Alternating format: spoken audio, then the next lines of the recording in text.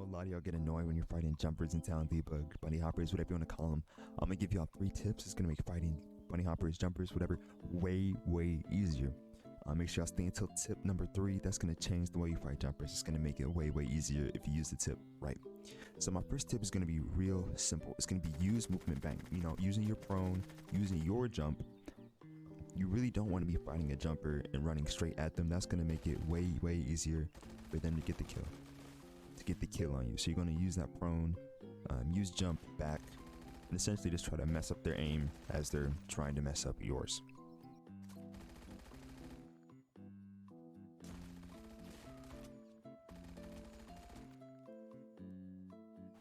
Alright y'all, my second tip is going to be don't play predictable.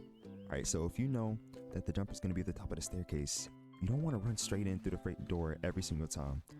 Sometimes you want to switch it up. You might want to go through the back door. Maybe peeking from this angle, get something, maybe do something like here.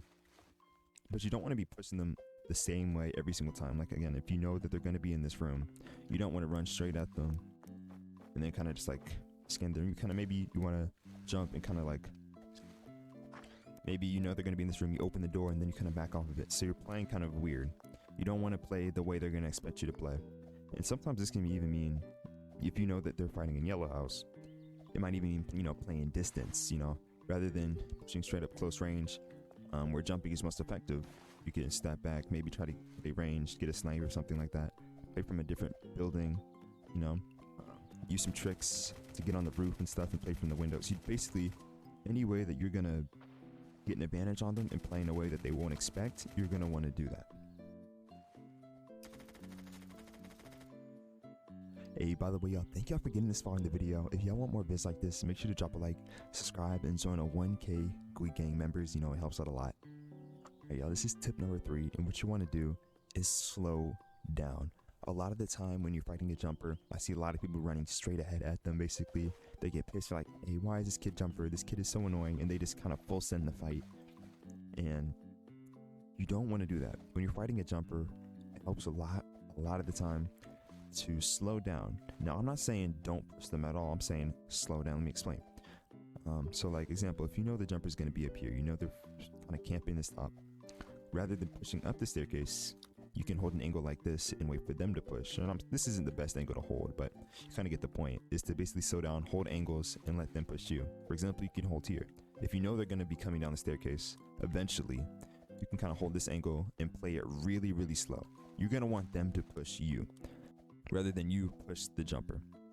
As well, you're going to want to have good positioning. Like example, if you know, like I said, the jumper is going to be coming down the staircase eventually, you can kind of rat it out and play angles like this where you can kind of get a shot on them once they come down if they go through the front door.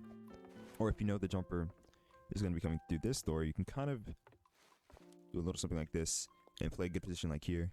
You know they're coming, peek real quick, and you'd have really good positioning because you're at the top. As well, you can do things like flanking.